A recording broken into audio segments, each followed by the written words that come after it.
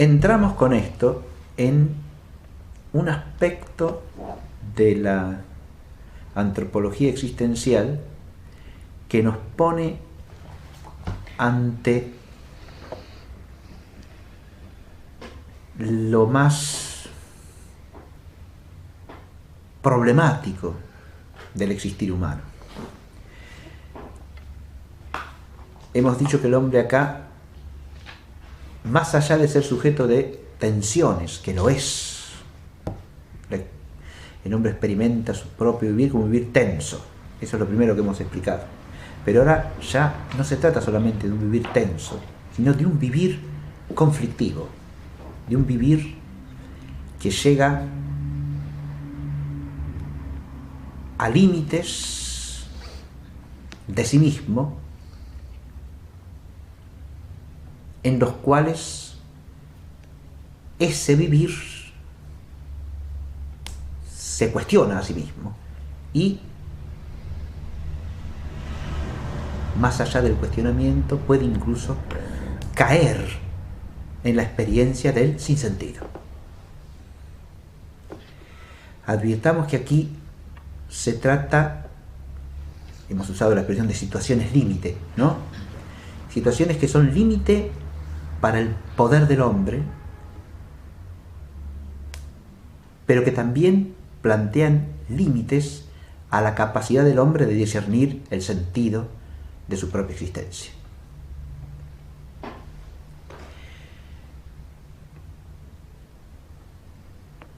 Una primera cosa que podemos advertir es que,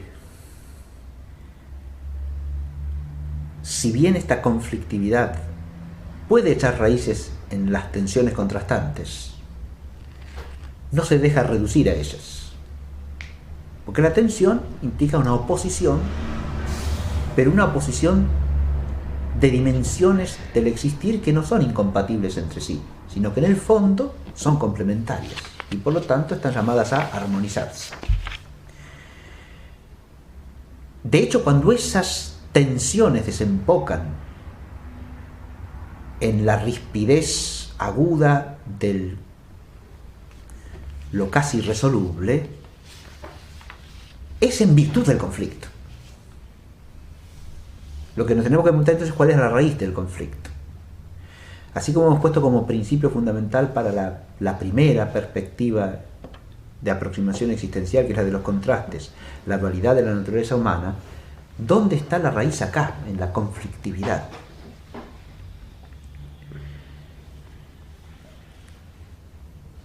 Advierto de antemano que hay cierta dimensión de esa raíz que escapa al alcance del filósofo,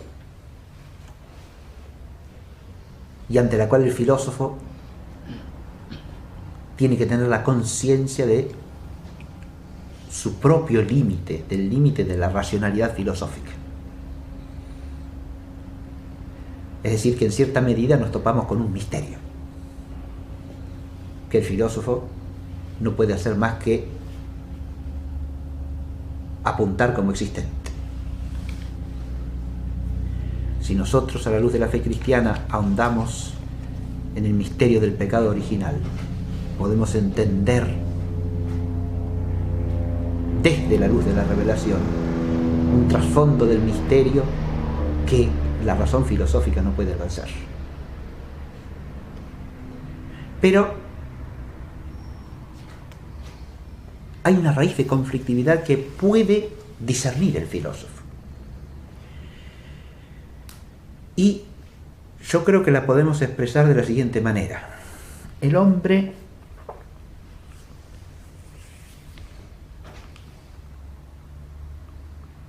está,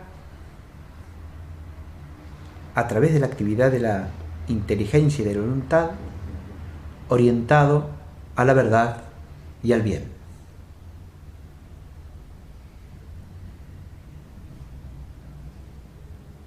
Tanto la verdad como el bien dicen razón de simple perfección y por tanto son algo que nos remite como último analogado, primero en el orden jerárquico entitativo, a la verdad misma y al bien mismo infinitamente perfectos. Lo que quiero decir con esto es que nuestra vida espiritual nos abre a la infinitud del ser.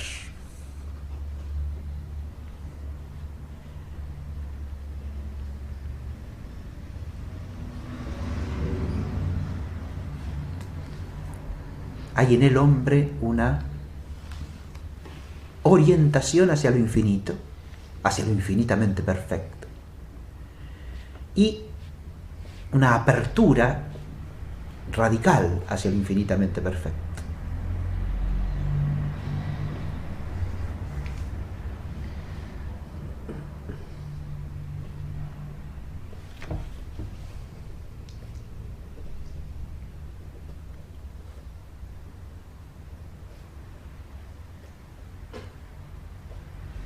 Pero el hombre mismo, que está abierto al infinito, es un ser finito.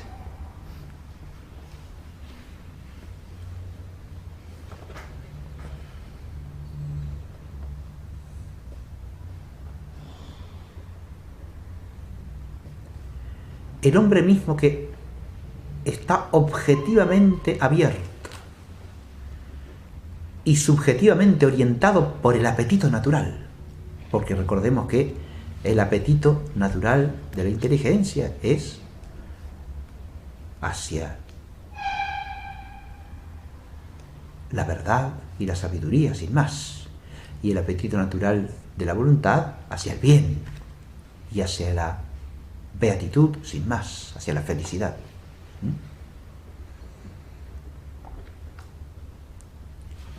Hay una apertura objetiva hacia el infinito y una inclinación subjetiva, ¿está claro?, hacia lo infinitamente perfecto.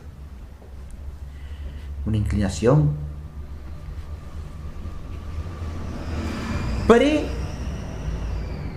pre-apetitiva si hablamos de los apetitos ilícitos del hombre, porque es una tendencia de su naturaleza.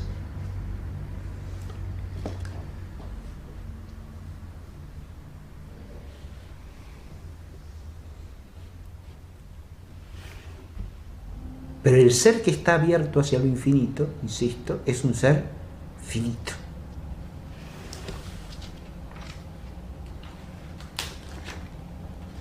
Hay, por lo tanto, algo que filosóficamente podemos captar, y es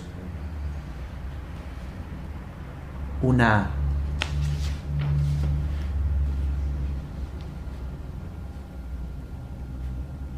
oposición entre el horizonte en que el hombre está llamado a existir, el horizonte final, digamos,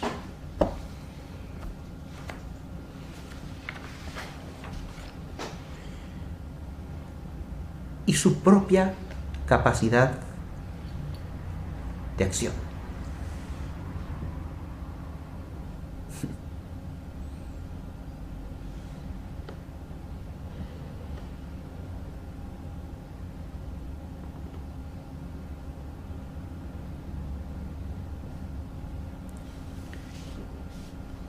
¿Y dónde surge acá el conflicto? Porque es claro que el hombre está llamado a realizar actos que son operaciones finitas de un ente finito, y que a través de esos actos ha de tender a un bien infinito.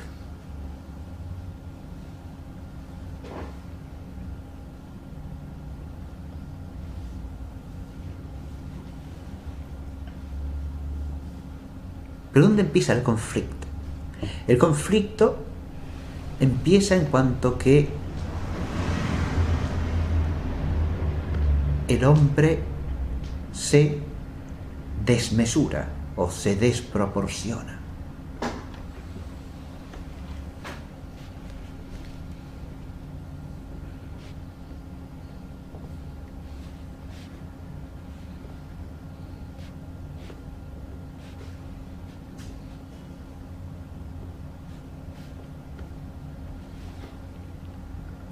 Al decir esto, no podemos en ningún momento dejar de advertir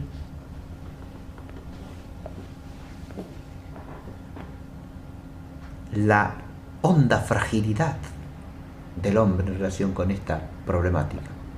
Dicho de otra manera, esa capacidad de lo infinito encerrada en su finitud, opuesta en su infinitud. Fácilmente puede desembocar, fácilmente. Ahí cuando uno dice esto, es fácil, no es fácil. Es un problema gravísimo este, ¿no? Fácilmente puede desembocar en un desequilibrio, pero no necesariamente en una desmesura, como he dicho.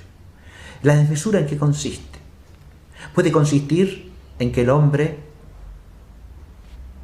pretenda infinita su potencia, ¿no? Es decir, pretenda que su poder se proporcione a su fin. Y entonces finja una infinitud de poder que no tiene. O la pretenda. La busque, la procure. Y a veces con una especie de concupiscencia casi rabiosa, ¿no? Y ahí se topa necesariamente con su propia finitud, que es la verdad, ¿no? Más tarde o más temprano.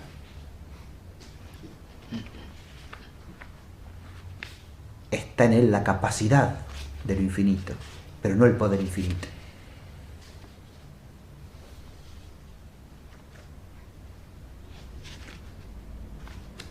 Pero hay desmesura también cuando el hombre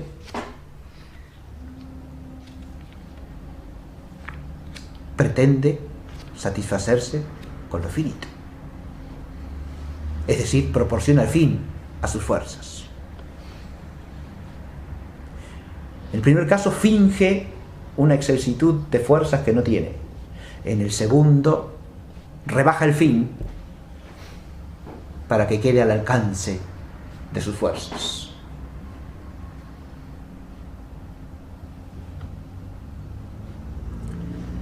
Esto segundo lo hacemos cada vez que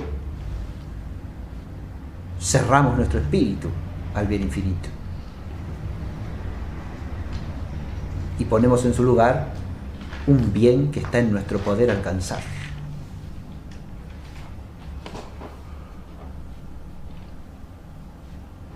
Y de nuevo el hombre se topa con su impotencia, porque ese bien que puede alcanzar jamás es bien infinito y jamás sacia al hombre.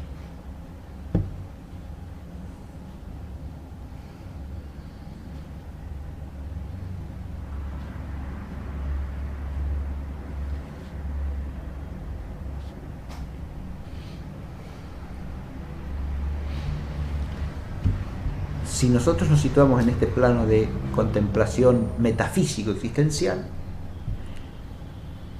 podemos entender un cierto principio filosófico de la conflictividad del hombre.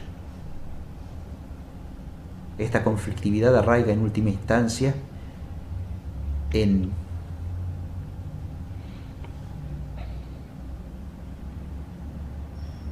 la presencia al mismo tiempo en el hombre de una vocación a lo infinitamente perfecto y de una capacidad de realización limitada e imperfecta.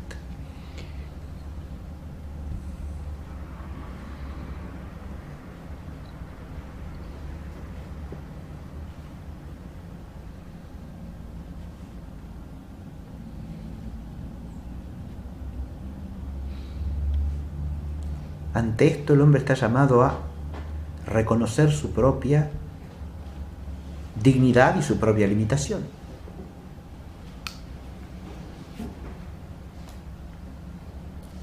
Pero ante lo existencialmente arduo de este reconocimiento estalla el conflicto.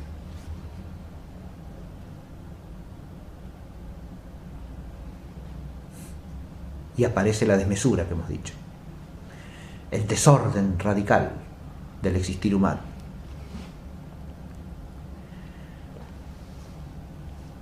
Recién ahora tenemos que incorporar la tensión entre lo espiritual y lo corporal, en un segundo momento aquí, porque la tensión entre lo espiritual y lo corporal le añade a esta conflictividad de la raíz metafísica de la existencia humana un aspecto particular, que es el contraste entre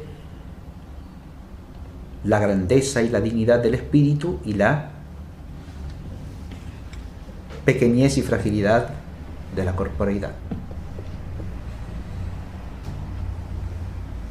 en la que se entraña incluso la mortalidad física del hombre, en contraste con la vocación a la vida perdurable del espíritu.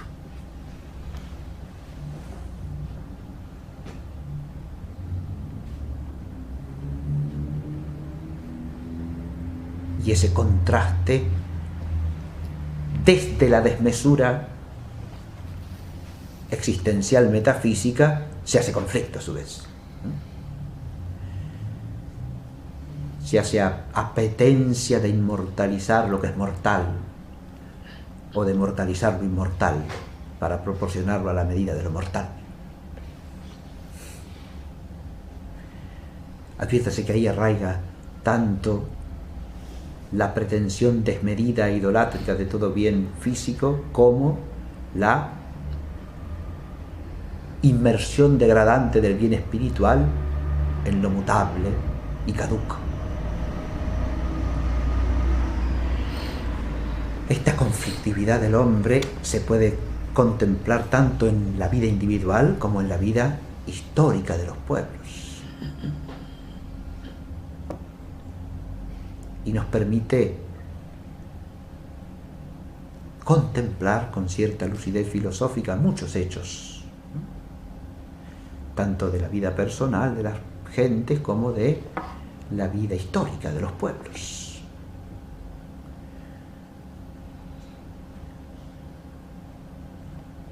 Piénsese, por ejemplo,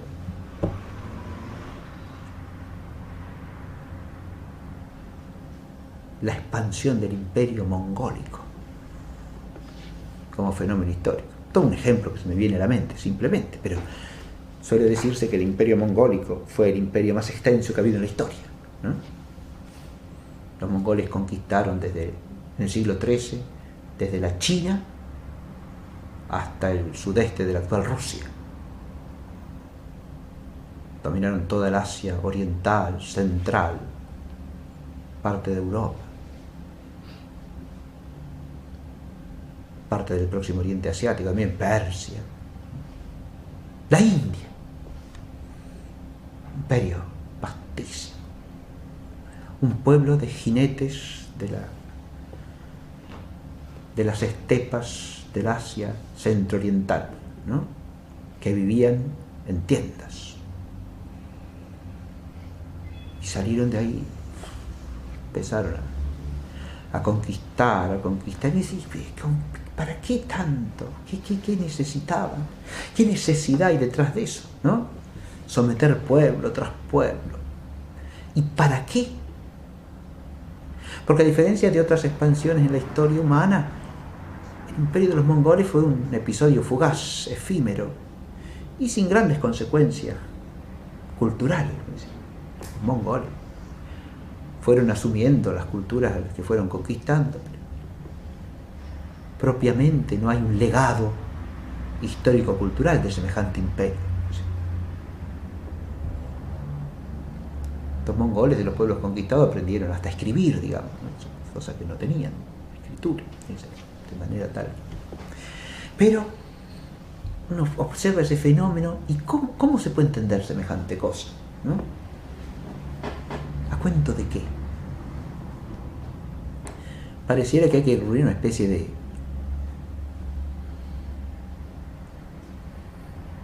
angustia concupiscente, de espacio, para ejercer su poder, para cabalgar sin límites. Una cosa que no, es decir, parece una explicación poética y sin embargo es quizá la más verdadera históricamente, ¿no? Usted después puede recurrir a cuestiones demográficas, de necesidad de conseguir alimentos, pero ¿usted cree que los mongoles necesitaban conquistar desde la China hasta el sudeste de Rusia para alimentarse? Y cierto, parece un poco desproporcionado, de nuevo, una desmesura absoluta, ¿no? Puede ser que tuviesen alguna dificultad con la pastura en Mongolia y de ahí que se lanzasen a emigrar a otro lado, pero de ahí a que formasen semejante imperio hay alguna diferencia, ¿no? Pero en toda empresa humana en la que se acumula y se acumula y se acumula, aparentemente sin medida racional, tenemos lo mismo, ¿no? La misma problemática. Esto lo puse como un ejemplo cualquiera. Si usted tiene un hombre avaricioso, estamos ante el mismo fenómeno de base, ¿no? El tipo se dedica a acumular riqueza, riqueza, riqueza a lo largo de años y años, y ya tiene un montón de dinero y de propiedades, ¿qué quiere más? Y sigue queriendo más, y quiere cada vez más, y usted ve que el tipo se levanta a las 5 de la mañana, se acuesta a las 12 de la noche, se la pasa trabajando todo el día para acumular y acumular y acumular y acumular. ¿Y qué explicación puede tener eso? Si usted quiere dar una explicación desde la razonabilidad humana, es imposible, ¿no? Dice, bueno, el hombre hace cualquier cosa. Y no es que el hombre hace cualquier cosa. El hombre hace cosas en las cuales está buscando algo que su espíritu reclama, y hay que ver qué es lo que hace y si lo que hace es proporcionado o no a lo que está buscando. Y hay que ver qué está buscando. Pero atención, yo no estoy hablando de el apetito ilícito, de la intención que lleva propiamente. Estoy hablando de una búsqueda que, como dije, es anterior, ¿no? Porque está sellada en el ser mismo del hombre. En su naturaleza, sí, claro que sí, pero más, y ahí viene el límite también que dije antes de la inteligencia filosófica, más allá de su naturaleza está sellada en su condición original, ¿no? Porque ha sido creado para un fin que trasciende su propia naturaleza, ¿no?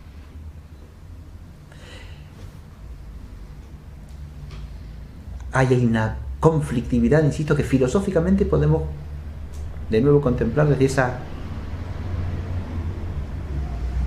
apetencia de infinitud y finitud de las fuerzas, ¿verdad? En el caso del avaro, uno ve como que expande fuera de toda medida razonable su actividad. ¿Para qué? Para conseguir un bien que es finito, pero que ilusoriamente se hace infinito por la potencial acumulación sin límite, ¿no? Puede acumular cada vez más, ¿no?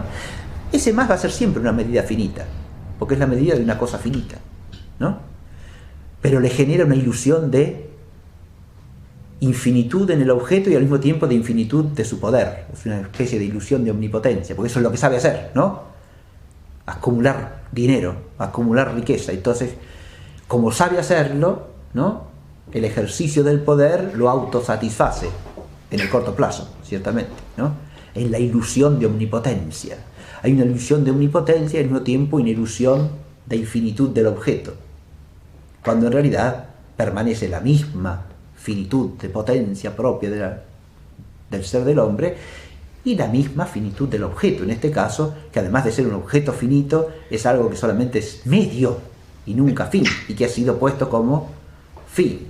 Si uno lo observa racionalmente, es de una irracionalidad aberrante, ¿no? Es decir, es algo contrario a la naturaleza humana. Pero precisamente esta conflictividad tiene que ver con todo lo que se opone a la naturaleza humana, ¿está claro? Porque en la desmesura del hombre, ahí está la contradicción del hombre con su propia naturaleza, ¿está claro? Es una contradicción existencial, no esencial, porque esencialmente su naturaleza es lo que es, y no puede ser otra cosa. Pero es existencial en la medida en que el hombre vive y experimenta su vida como si su naturaleza no fuese la que es. A eso me estoy refiriendo. En una conflictividad en la cual pretende ser lo que no es, hacia arriba o hacia abajo, y busca